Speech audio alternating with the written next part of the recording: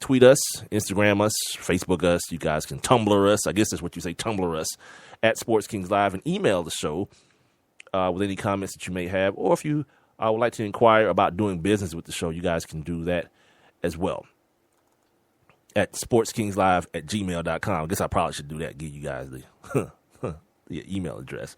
Anyway, we got 30 minutes left in this 2-hour endeavor. We're kind of floating through this draft. We're going to get through at least the top 10. Maybe we can get the Hawks pick in as well tonight. We'll keep our fingers crossed for our guys here in Atlanta. We'll be right back. People are always looking to invest in a good opportunity. So what if you could invest in the future of kids, like a stock?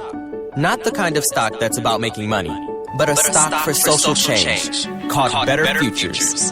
With your investment, it helps students like me go to college.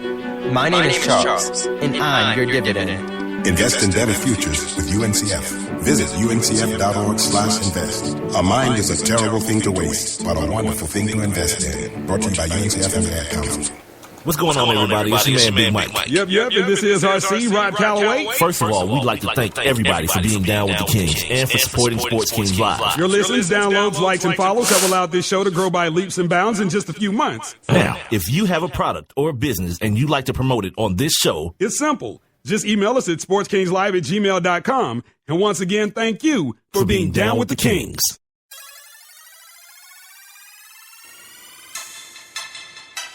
Yeah. 1738.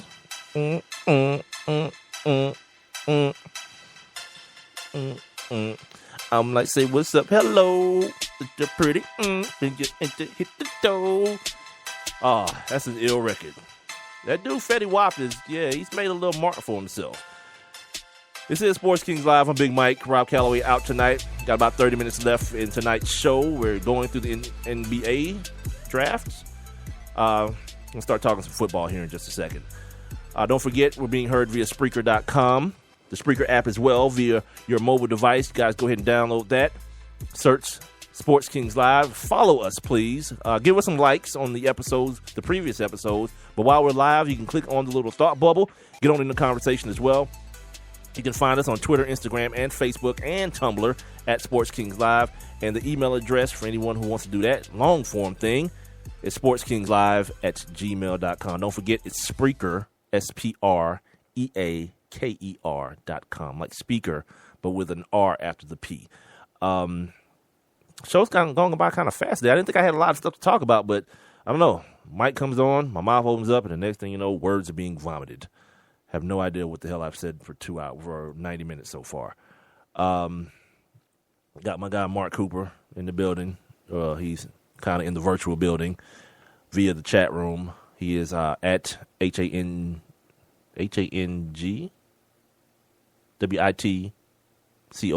hanging with Coop is his Twitter account and Instagram as well. Okay, let's move on into the world of the NFL or football as a whole. 77 days, by the way. 77 days of you having to endure a whole lot of foolishness from people like me who don't really want to talk about baseball till after Labor Day, and we really have some pennant race type stuff going on. By the way, speaking of baseball, right here on the home front, Freddie Freeman, I guess he's on the DL. He's on the disabled list. Let me spell it out. No, Freddie Freeman is not a gay man hiding it from everyone. He's not that. He is actually on the disabled list with a wrist injury. Freddie Freeman, one of my favorite guys to watch play baseball, especially as far as hitters go. Where else am I at? Oh, everyone's favorite gay guy. Hold on, I got to switch up something real quick. All right, this is better, right? There we go. All right. Apparently, Michael Sam. Michael Sam, we did the story a couple of weeks ago how he just kind of left. He just, got up out of Montreal. No one know where he went. And apparently they still don't know where he is. But the general manager, his last name is Pop. His name is Jim Pop. He actually is still holding out hope for one Michael Sam. We all know Canadians are pretty polite people, just in general. One of the reasons that I say we can't really be mad at stereotypes because as people, we're fine accepting the good ones, like Canadians being polite, like black men being well endowed, things like that. Asian people being good at math. Like, you'll accept those, but then you start talking about somebody being a bad driver, or you must have 15 baby mamas. Then you get mad. Well, yeah, I take the good with the bad, or don't take any at all. That's my philosophy when it comes to stereotypes. I thought the commissioner was coming out. I'm sorry. So this guy, the GM, Jim Pop, he believes that Michael Sam is tired after more than a year of being the somewhat reluctant. I don't think he's been that reluctant. Face of gay athletes making international headlines, being besieged for photos and interviews, getting a tepid welcome from the NFL, and being cut twice. Sam has endured more than he ever expected. Everything became too much, and he simply had to get away. But now here's the thing. I understand the excuse making, but do you really want that guy on your team when things get kind of hard? Well, God, difficult. I can hear Rob in my head. Hold on, here's the commissioner, everybody. In the 2015 NBA draft, Charlotte Hornets. The Charlotte Hornets select Frank Kaminsky. Oh, look at that. Of Wisconsin. Look at that. Frank the Tank. Frank the Tank. Frank the Tank. Look at that. Look at that. Oh, Frank. Lottery pick Frank. Oh, 4-year starter. Good luck, dude. You're like a unicorn. No, not even a unicorn. You're like something else. Like one of those, like a bald eagle. Very few of you guys left. The lottery pick that spent 4 years in school. They don't even make dudes like you anymore. Anyway, so back to this Michael Sam story. Jim Pop, the general manager of the Montreal Alouettes, goes on to say, quote, "I think he needed a break. That's my personal belief. I think it was just overwhelming to some degree, and he needs to clear his mind, his head. Do I think he wants to play? Do I think he wants to be on the field? Do I think he wants to be Michael Sam, the football player? 100% believe that, yes," end quote. Here's the thing. The fact that you're kind of just alluding to all these things, that tells me you still haven't even spoken to this dude. Yeah, that's pure. Like, here's the overriding problem. Being adult. It's like, now no one's talking about, well, no rational person should even be mentioning the fact that the young man is gay. The fact that he's an adult behaving this way. Like, if you want to quit your job, just quit your job. Just tell them. Like, tell the people, like, look, I thought this was something I wanted to do. I thought this was something I'd be able to do, and apparently I can't. So how about, we just kind of go our separate ways, and I appreciate the opportunity, and keep it moving. Because now, here's the deal, dude. If you even had any type of dream of playing in the NFL, now you become a distraction. Now was the time. Like the gay thing, like at some point that was going to settle in. You know what I mean? And the fact that this dude is like, he was cut by 2 teams. Yeah, exactly. But that means he was also signed by 2 teams. You feel me? Like, there's plenty of people that don't get that opportunity.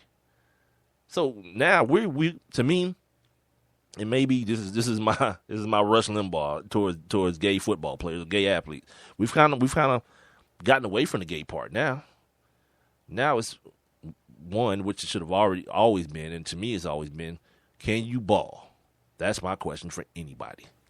Can you ball? And then 2, this dude was talking about people requesting interviews and autographs. You know who else goes through that? Steph Curry. Not because he's gay, because he's good at basketball, very good. Yeah, so people deal with that kind of stuff to play professional sports and get paid handsomely to do it. Yeah, it sounds like a bunch of excuse making to me. I think what's happened is Michael Sam has made a fool out of these people. Unfortunately, they decided they were going to give him a shot, try to improve their roster with a guy who. Obviously, he has some skill at rushing the passer, which is a big part of the Canadian Football League game. For those of you who don't know, the field is like hella long. Like the end zone is like 1,000,000 yards long. It's hella wide, and they only play 3 downs. Like, whereas in the NFL, you would punt on fourth down. Well, punting down is third down. So it was very few rushing plays. Based on that fact, the defensive linemen have to line up a yard off of the ball. So whereas in the NFL, the defensive linemen are taught to get as much of the ball as they can. I mean, as close to the line of scrimmage without going over it. In the CFL, you have to be a yard off the ball because of the fact that there's so much passing. You know, you don't want dudes just having pass rush drills like it's practice on quarterbacks. It's a little different getting used to. And the reason I know this kind of stuff, I have one of my close friends is the head coach of the Saskatchewan Rough Riders, which is one of the craziest situations ever because they're. I don't like how the people in Wisconsin, they wear the cheese on their heads. Well, up there they wear watermelons on their head, and I was like, wait a minute, was that already a thing, or because Joe Black but became the coach, they decided they was going to do that? Like, we need to do an investigation, but apparently it was already a thing. They were already wearing watermelons on their head, and subsequently got the first black coach in the team's history. So that's the thing. Moving right along here. The Rookie Symposium wrapped up yesterday. It is the annual, I guess, retreat for the drafted rookies. And that's a big distinction because, like, if you weren't drafted, I don't know if you guys saw Draft Academy on ESPN. The kid from North Dakota, was it? The Bison? The running back that called himself Taz for Tasmanian Devil. I can't think of his name. Here's the commissioner, everyone. With the 10th pick in the 2015 top 10. NBA draft, the Miami Heat select Justice Winslow from Duke University. Look at Coop. Should have had Coop filling in for Rob. For sure. Coop called it. Justice Winslow. Kid out of Duke. Again, smaller forward, 6'5". But we saw him. We saw his grit. We saw him being, let's say he was that Draymond type player for the Blue Devils in the NCAA tournament. The do everything guy, the energy guy, the guy who was the major inspiration for the team and what they were doing. Obviously, the Cook kid had a great postseason as well, and Jahlil Okafor. So there was talent, So, but there's talent on that Golden State team too, and they still need a guy like Draymond to kind of be the engine, and that's who Just Ice. It's not Just Ice because it's ISE, but whatever. Winslow. That was his role on the ball club. Look at Coop giving the analysis. Larry Johnson-ish. Ooh, comparing this kid to Grandmama. Grandmama was a grown man. Like Larry Johnson was. Yeah, he was built like somebody's fullback playing power forward. I get your point. He wasn't as tall. He was a Charles Barkley type with a better physique. You know what I mean? He wasn't a round mound of rebound, but he was a smaller dude that was able to use his leverage and use his body to get position, rebounding as well as on the offensive end. Where was I? Oh, the Rookie Symposium. So it's where the drafted rookies go to kind of get their warnings, I guess. Their don't do this, don't do that, watch out for this. And the clip that I saw of it from this year was Herm Edwards. And I know people get all entertained by Herm because Herm is a bit of a caricature for his ESPN gig. I think Herm is a very, very bright. He says, Coop is telling me that this kid Justice Winslow is 6'6", 222. Yeah, that's tough. That's tough to be a small forward. You know what I mean? That LeBron James is the 3.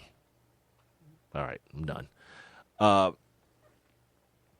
So yeah, Herm Edwards is talking to these kids, and he's using all these cliches and remember guys, nothing good happens after 12 midnight. He's talking about, and as someone whose career began in an element that required me to be out and about in the club scene way past 12. I can unequivocally tell anyone including Herm Edwards. Plenty.